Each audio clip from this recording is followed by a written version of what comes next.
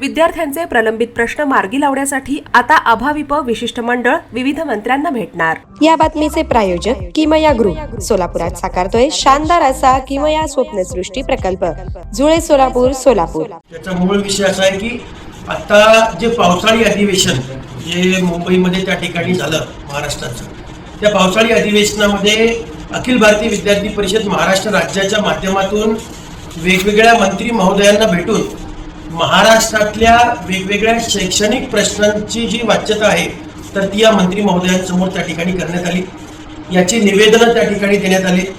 काही मंत्री महोदयांच्या दालनामध्ये शासकीय अधिकाऱ्यांसोबतच्या बैठका त्या अधिवेशनादरम्यान त्या ठिकाणी झाल्या।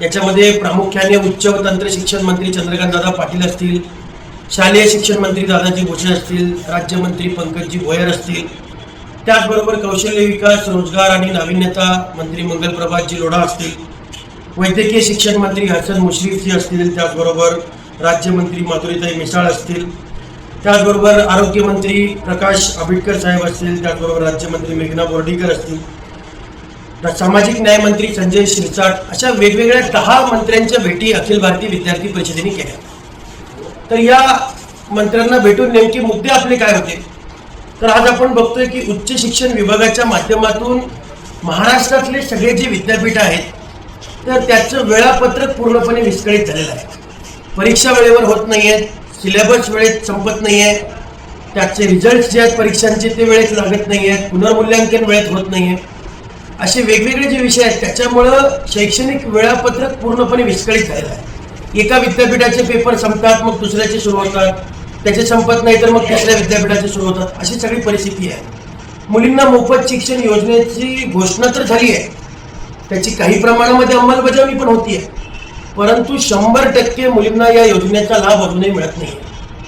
कारण काही महाविद्यालयांचं असं म्हणणं आहे की शासनातर्फे आम्हाला या शुल्काची प्रतिपूर्ती होत नाही आहे आणि त्याच्यामुळं कुठेतरी या विद्यार्थिनींकडूनच आता शुल्क मागण्याचं काम काही महाविद्यालयांच्या माध्यमातून सुरू आहे। एक जर आपण बघितलं तर प्रायव्हेट युनिव्हर्सिटीज म्हणजे खाजगी विद्यापीठांचं वाढतं प्रमाण महाराष्ट्रामध्ये आज आपण बघतोय।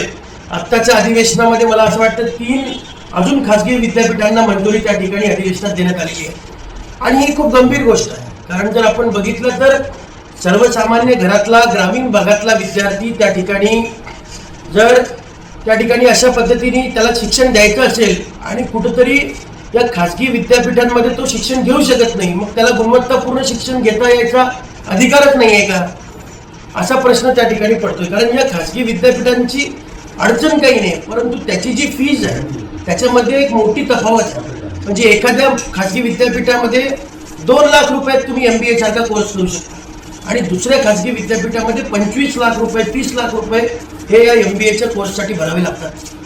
ही तफावत का आलेली आहे, कारण राजकीय लोकांचेच हे खाजगी विद्यापीठ सगळे आहेत आणि या खाजगी विद्यापीठांवरती कुठेतरी नियंत्रण आणण्याची, अंकुश आणण्याची गरज आहे। त्यामुळे आम्ही याच्यामध्ये अशी मागणी केली की 5 लाखाच्या शुल्क या खाजगी विद्यापीठांचं असलं पाहिजे। याच्यामध्ये स्कॉलरशिप, फ्रीशिपचा लाभ विद्यार्थ्यांना देता येईल का, असा सुद्धा शासनाने विचार त्या ठिकाणी केला पाहिजे। त्याचबरोबर आता आपण बघतोय की राष्ट्रीय शैक्षणिक धोरणाची अंमलबजावणी सर्व देशभरात सुरू असताना अनेक त्रुटी त्याच्यामध्ये आहेत।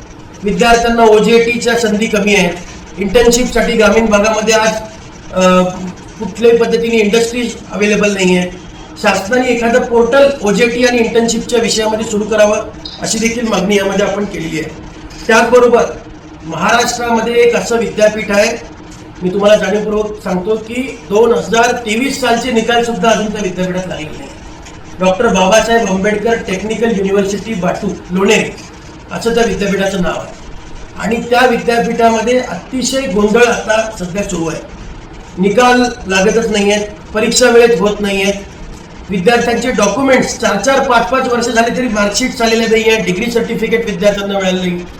ABVPने याच्यावरती आवाज उचलल्यानंतर तिथल्या मागच्याच 2 महिन्यापूर्वी तिथल्या कुलगुरूंनी आत्ता राजीनामा दिला आणि आत्ता जे रजनीश कामत जे कोल्हापूर युनिव्हर्सिटीचे कुलगुरू आहेत त्यांच्याकडे आता डी बाटूचा चार्ज हा त्या ठिकाणी देण्यात आलेला आहे। मग अतिशय म्हणजे ज्या विद्यापीठाचं नाव डॉक्टर बाबासाहेब आंबेडकरांचं नाव त्या विद्यापीठाला दिलं गेलेलं आहे आणि तिथं ती टेक्निकल युनिव्हर्सिटी स्वतःला म्हणवतात आणि तिथं विद्यार्थ्यांचा जो डेटा आहे तो विद्यापीठाकडे नाही आहे गुगल फॉर्मवरती विद्यार्थ्यांचा डेटा भरून घेऊन कोणाला किती मार्क कुठल्या विषयात मिळाले हे आतापर्यंत 3 वेळा गुगल फॉर्म भरून घेतले विद्यापीठाने आणि त्याच्या आधारावरती मार्कशीट्स दिल्या.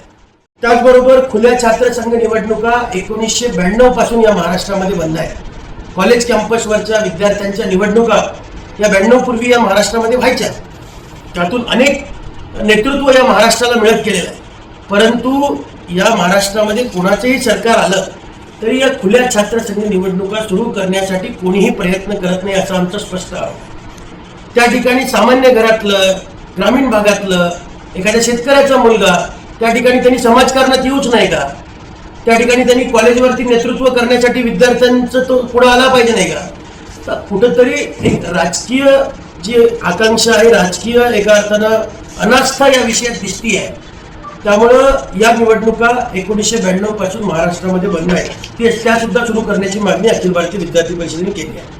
शालेय शिक्षण विभागामध्ये TETची पेपरफुटी आता झाली. आपल्याला माहिती आहे मागच्याच महिन्यामध्ये त्याच्यामध्ये जो शिक्षकांचा पात्रतेचा एक परीक्षा असते ती शिक्षक पात्रता परीक्षा, त्या परीक्षेमध्ये पेपरफुटी झाली. ही दुसरी पेपरफुटी होती. याच्या आधी 2025 मध्ये पेपरफुटी झाली होती. कोल्हापुरातल्या 31 लोकांवरती गुन्हा त्या ठिकाणी दाखल झाला होता. पुन्हा एकदा पेपरफुटी या महाराष्ट्रामध्ये घडतीये. म्हणजे कुठंतरी जो सामान्य घरातला विद्यार्थी आहे, जो मेहनत करून अभ्यास करतोय, त्या ठिकाणी कुठंतरी तो त्याच्या कष्टाचं चीज करण्याचा प्रयत्न करतोय. परंतु अशा पेपरफुटीसारख्या घटनामुळं त्याच्या करिअरमध्ये कुठेतरी बाधा येते असं आमचं म्हणणं आहे. त्यामुळं ही पेपरफुटी थांबवण्यासाठी कडक सुरक्षा योजना करणं गरजेचं आहे. क्लासेस आणि कॉलेजेसचा टायअप महाराष्ट्रामध्ये सुरू आहे आणि हे इलिगल आहे, हे सर्वांना माहिती आहे. हे ओपन सिक्रेट असल्यासारखं आहे, परंतु त्यावरती कोणीही कारवाई करत नाही. जे शालेय शिक्षण मंत्र्यांकडे याच्यावरती आम्ही कायदा आणण्याची मागणी केली. विविध कार्यक्रमांसाठी 2000 चौरस फुटाचा AC बँकवेट हॉल, हॉटेल चित्रा एक्झिक्युटिव्ह, लग्न समारंभ, रिसेप्शन, वाढदिवस, सेमिनार तसेच विविध बैठकींसाठी उपयुक्त असा सोलापूर शहराच्या मध्यवर्ती अशा सम्राट चौकातील हॉटेल चित्रा एक्झिक्युटिव्ह मध्ये. पत्ता 195 बुधवार पेठ, सम्राट चौक, चिडगुप्कर हॉस्पिटल समोर, सोलापूर. संपर्क 8956 03 31 00 आणि 8956 03 31 01.